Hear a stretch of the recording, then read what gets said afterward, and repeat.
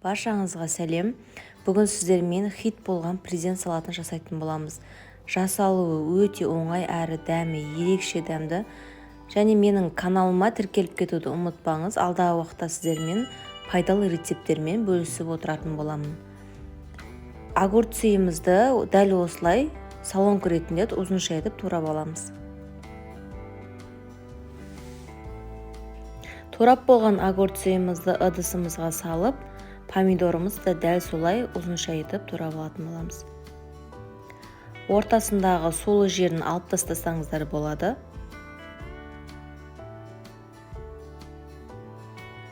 Мен осылай жақсылап ұзынша етіп турап алдым.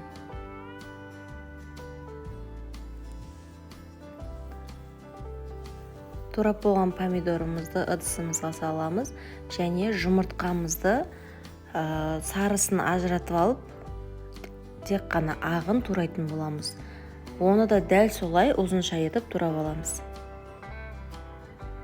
Міне турап болдық, енді ыдысымызға салып, етімізді тураймыз. Мен ет қостым, піскен ет.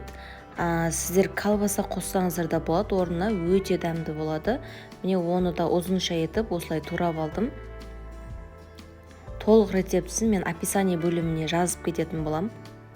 Турап болған заттарымыздың бәрін ыдысымызға салып аламыз жақсылап.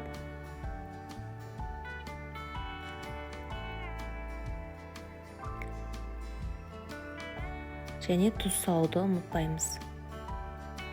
Міне осылай турап болған заттарымыздың бәрін ыдысымызға салып аламыз. Бір банка жүгері қосатын боламыз.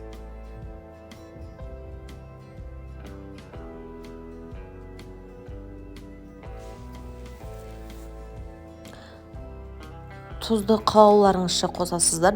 Жүгерімізді салып болдық, енді дәміне қарай тұз саламыз.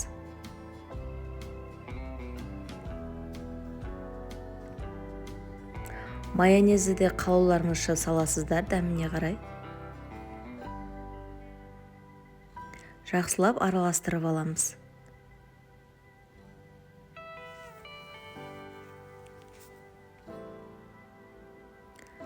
Жақсылап араластырып алдық, салатымыз дайын болды. Енді ыдысымызға саламыз. Және бетіне картошка пейді себетін боламыз. Достар, картошка пейді өздеріңіз үй жағдайында жасасаңыздар да болады. Мен дайын сатып алдым.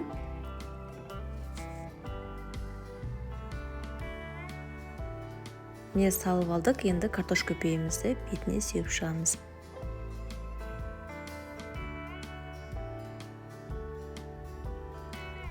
Магазинде сатылатын картошка пейді де алып қолдансаңыздар болады дайынын. Өздеріңіз қолдан жасасаңыздар да болады. Қараңыздар, өте дәмді болып шығады достар. Жасап көріңіздер. Жасалуды өте оңай. Және менің каналыма тіркеліп кетуді ұмытпаңыз. Алдағы уақытта сіздермен пайдалы рецепттермен бөлісетін боламын. Ас болсын.